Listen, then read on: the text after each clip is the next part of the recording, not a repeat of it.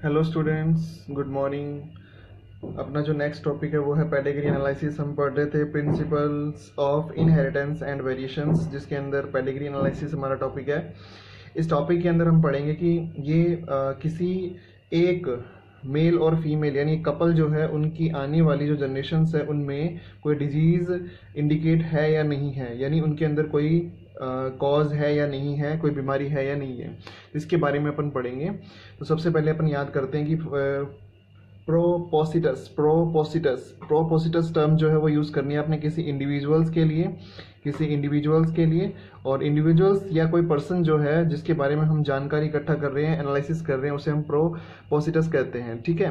और family tree, ये pedigree analysis एक तरह का फैमिली ट्री है। मान लेते हैं एक कपल है, मेल और फीमेल, और मेल और फीमेल के आगे ये फर्स्ट जनरेशन, ये सेकंड जनरेशन और ये थर्ड जनरेशन, ये आने वाली जो जनरेशन्स होती है इनके बारे में स्टडी करना क्या कहलाता है? पेडिग्री एनालिसिस करना। इसे हम फैमिली ट्री या फैमिली चार्ट भी कहते हैं। इसी तरीके से मैंने अपने पिछले जो वीडियो में बताया था, आपको पूरे डिटेल में समझाया था। तो ये जो सिंबल्स होते हैं, इन सिंबल्स में से मेन ये 4 सिंबल ज़्यादा यूज़ किए जाते हैं। ठीक है। इसमें अपन क्या करते हैं, एक तो जो बॉक्स वाला है उसे अपन कहते हैं मेल यानी फादर, और इस तरह का सर्किल वाला मदर फीमेल, और इस तरह से अगर इस तरह से एक सिंगल लाइन लगी हुई है तो अपन कहेंगे दोनों के बीच में मैटिंग यानी मैरिज। और बाकी एक ये याद रखोगे आप कि अगर बिल्कुल डार्क है तो अपन उसे कहेंगे कि वो डिजीज्ड है, और इसी तरीके से सर्किल अगर डार्क है तो वो डिजीज्ड फादर है और ये मदर। ठीक है। तो इस तरीके से अपन कह सकते हैं कि ये जो सिंबल्स है इनका यूज़ हम चार्ट के अंदर करते हैं। ठीक है। ये बातें हम पिछले जो वीडियो है उसके अंदर डिटेल के अंदर पूरी तरह से पढ़ चुके हैं। ठीक है। तो अब हमने नीट के हिसाब से देखना है कि इनके अंदर क्वेश्चन सामने है, उसे विद इन 10 सेकंड के अंदर हम किस तरीके से सॉल्व करें। ठीक है। तो सबसे पहले आपने, जैसे मान लेते हैं कि ये क्वेश्चन दिया हुआ आपके सामने, तो आपने क्या करना है, रूल नंबर फर्स्ट क्या कहता है कि फर्स्ट जनरेशन, सेकेंड जनरेशन और थर्ड जनरेशन, यानी ईच जनरेशन फर्स्ट, सेकेंड और थर्ड जो आपके सामने दे रखी है, उन ईच जनरेशन में एनी यानी आप कह सकते हो कि हर जनरेशन के अंदर एक डिजीज्ड है या नहीं है।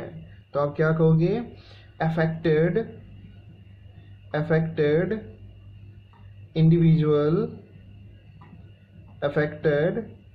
individuals present in each generation, present in each generation। तो ईच जनरेशन से आपने याद क्या करना है, हर जनरेशन के अंदर अफेक्टेड पर्सन प्रेजेंट है या नहीं है। ठीक है। अब अगर हर जनरेशन के अंदर इफेक्टेड पर्सन प्रेजेंट है तो अपन क्या कहेंगे उसे, ये डिजीज क्या है, डोमिनेंट है। तो आप एक शब्द याद कर लेंगे कि डोमिनेंट, ये डोमिनेंट है कब, जब हर जनरेशन के अंदर ये डिजीज प्रेजेंट है। और ये जो डोमिनेंट है इसमें भी अपन बात करें कि डोमिनेंट कौन सी है, ऑटोसोमल है या फिर सेक्स क्रोमोसोमल है। ऑटोसोमल या सेक्स क्रोमोसोमल, इसके बारे में हम बात कर चुके हैं।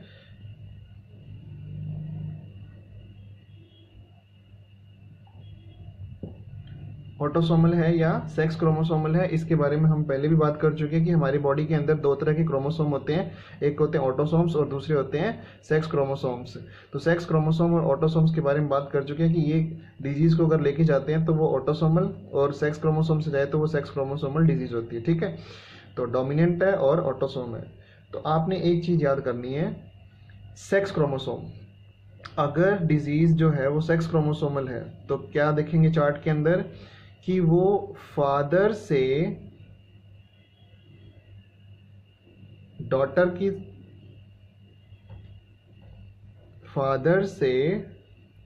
की तरफ या फिर मदर टू सन, ये 2 बातें याद करनी है। यानी रूल हमारा फर्स्ट क्या कह रहा है, एक पॉइंट आपने ये याद रखना है, हर जनरेशन के अंदर, इंडिविजुअल्स के अंदर आपको डिजीज शो हो रही है या नहीं हो रही है। अगर शो हो रही है तो इसका मतलब वो डोमिनेंट है। इसी तरीके से वो ऑटोसोमल है या सेक्स क्रोमोसोमल है। तो अगर फादर से डॉटर में, अगर मदर से सन में ट्रांसफर हो रही है डिजीज, तो वो क्या होगी, सेक्स क्रोमोसोमल यानी एक्स क्रोमोसोमल डिजीज होगी वो, ठीक है। और अगर ऑटोसोमल डोमिनेंट है तो क्या कहेंगे, वो फादर से डॉटर में भी जा रही है, फादर से सन में भी जा रही है, मदर से डॉटर में भी जा रही है और सन में भी जा रही है। तो इसका मतलब क्या हुआ, ये ऑटोसोमल है, ठीक है। तो ऑटोसोमल डोमिनेंट की बात करेंगे तो ऑटोसोमल डोमिनेंट में फादर से सन और डॉटर दोनों में, मदर से सन और डॉटर दोनों में। लेकिन जब हम सेक्स क्रोमोसोम की बात करेंगे तो मदर से सन में, फादर से डॉटर में। याद रखने का तरीका है, अपोजिट सेक्स में डिजीज ट्रांसफर होती है, ठीक है। कोई दिक्कत नहीं याद। अब देखिए एक और छोटा सा पॉइंट जिसे आप याद करें और उसके बाद जो क्वेश्चंस है वो इजीली सॉल्व हो जाएंगे। देखें rule number second, affected person या अफेक्टेड डिजीज या डिजीज जो प्रेजेंट है वो क्या है, स्किपिंग इन ईच जनरेशन। अब यहां देखो डिजीज स्किपिंग सेकंड आप रूल याद रखेंगे, स्किपिंग का मतलब यानी डिजीज हर जनरेशन के अंदर नहीं है। और जब डिजीज हर जनरेशन में नहीं होती है, स्किप करती है, इसका मतलब वो डिजीज कौन सी है, रिसेसिव डिजीज है। क्लियर, दो चीजें याद होगी भाई। अगर हर जनरेशन के अंदर आपको अफेक्टेड इंडिविजुअल्स पर्सन शो हो रहे हैं तो डोमिनेंट है, स्किप कर रहे हैं तो वो रिसेसिव है। और जो रिसेसिव डिजीज होती है वो भी दो तरीके से याद करनी है, एक तो ऑटोसोमल और दूसरा सेक्स क्रोमोसोमल, ठीक है। दो तरीके से है, सेक्स क्रोमोसोमल और ऑटोसोमल। अब जो ऑटोसोमल है, सेक्स क्रोमोसोमल है, सेम वही रूल काम करेगा। अगर सेक्स क्रोमोसोमल है तो वही same, father to daughter, mother to son, ठीक है। और अगर ऑटोसोमल है तो फादर टू डॉटर भी हो सकता है, सन भी हो सकता है, मदर टू सन भी हो सकता है और डॉटर भी हो सकता है। ये ऑटोसोमल हो जाएगा। तो दो रूल आपने याद करने हैं, इससे सारे अपने क्वेश्चन सॉल्व हो जाएंगे, ठीक है। सामने एक डायग्राम बना रखा है, इस डायग्राम में आप देखिए ये यहाँ पर इफेक्टेड फादर और यहाँ इफेक्टेड मदर, ठीक है। इसी तरीके से ये जो इनकी जनरेशन है, ऑफस्प्रिंग्स है, इनके अंदर 3 बच्चे हैं, 1, 2 और 3। इनमें से एक जो है उसके अंदर कोई डिजीज नहीं है और बाकी दोनों जो है डिजीज्ड है। इसी तरीके से इनकी आने वाली जनरेशन में आगे एक अफेक्टेड है। तो अपन क्या कह सकते हैं, अपन ये कह सकते हैं कि ये डिजीज कौन सी है, हर जो जनरेशन के अंदर शो उसे क्या बोलेंगे, डोमिनेंट, ठीक है। अब आप देखो कि ये डिजीज किस तरीके से ट्रांसफर हो रही है।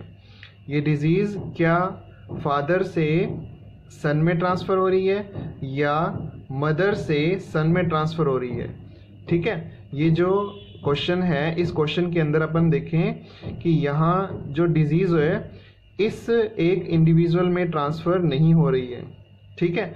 लेकिन ये दोनों क्या है, अफेक्टेड है, लेकिन ये अफेक्टेड नहीं है। इसका मतलब ये क्या हुआ, यहाँ पर ये स्मॉल ए हुआ और ये कैपिटल ए स्मॉल ए, ये कैपिटल ए स्मॉल ए, ठीक है। इसी तरीके से हम देखें यहाँ कैपिटल ए स्मॉल ए, यहाँ देखें तो कैपिटल ए स्मॉल ए, लेकिन यहाँ दोनों क्या है, स्मॉल ए है। इसी कारण ये यहाँ पर क्या है, डिजीज्ड नहीं है, ये बिल्कुल नॉर्मल इंडिविजुअल है, ठीक है। इस तरीके से अपन कह सकते हैं कि ये डिजीज डोमिनेंट है। डोमिनेंट के बाद अगर देखें तो यहाँ ये डिजीज ऑटोसोमल है या सेक्स क्रोमोसोमल है।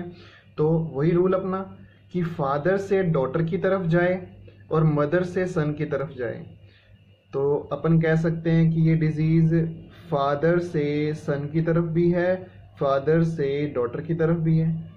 ठीक है, तो ये डिजीज कौन सी हुई? Autosomal dominant, autosomal dominant. Clear है?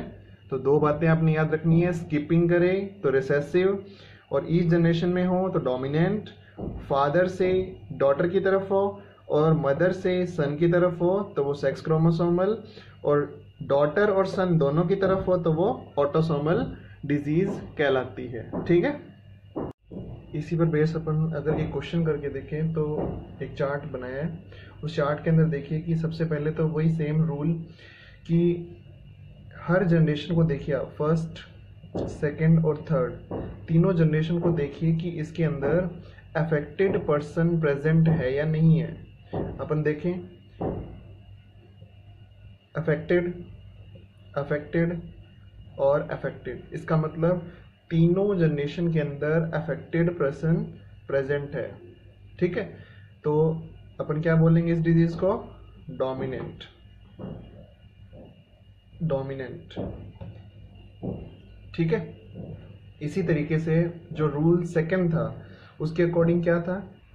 फादर से डॉटर की तरफ और मदर से सन की तरफ डिजीज ट्रांसफर हो। तो यहाँ देखो, मदर से ट्रांसफर कहाँ हो रही है? सन की तरफ। इसी तरीके से मदर से सन की तरफ। ठीक है, जब मदर से सन की तरफ डिजीज ट्रांसफर हो तो क्या बोलेंगे उसे? X linked. तो हमारा आंसर क्या हुआ? X linked dominant trait. ठीक है, तो इस तरीके से हम दोनों रूल लगाकर आंसर निकाल सकते हैं।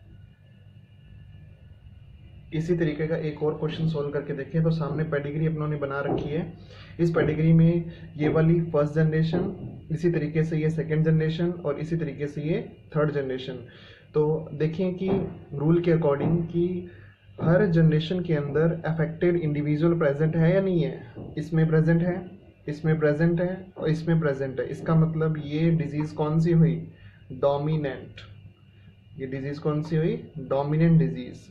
अब ये एक्स क्रोमोसोमल है या ऑटोसोमल है, इसके लिए अपनों ने रूल क्या बनाया था? फादर से डॉटर की तरफ और मदर से सन की तरफ। तो देखें यहाँ ये फादर अफेक्टेड है, फादर से डॉटर की तरफ, डॉटर की तरफ, यानी ये फादर क्या है? एक्स वाई है। एक्स वाई के ऊपर मान लेते हैं अपने कोई डिजीज प्रेजेंट है, ये एक्स एक्स है। और जब ये सिंबल यहाँ पर एक्स एक्स इस तरीके से बनेगा, एक्स एक्स इस तरीके से, एक्स एक्स, यानी एक सिंगल एक्स के कारण यहाँ पर डिजीज हो रही है। तो ये जो तीनों इंडिविजुअल है इनके अंदर क्या है? डिजीज। कहाँ से आई है? फादर से। ठीक है, तो अपन क्या कह सकते हैं इस डिजीज को? जब डिजीज फादर से डॉटर की तरफ ट्रांसफर हो तो अपन क्या बोलेंगे उसे? X linked dominant. डोमिनेंट तो है लेकिन कौन सा डोमिनेंट है? एक्स लिंक डोमिनेंट है। ठीक है, तो इस तरीके से अपन ये आइडेंटिफाई कर सकते हैं और बहुत ही कम समय के अंदर अपन आंसर निकाल सकते हैं। अगर यहाँ स्किपिंग होता तो अपन कहते हैं रिसेसिव, लेकिन यहाँ ईच जनरेशन में अफेक्टेड पर्सन है तो अपन क्या बोलेंगे? इसे डोमिनेंट बोलेंगे। ठीक है, तो आप शीट में से ये बाकी जितने क्वेश्चन है ये सॉल्व करें। ओके।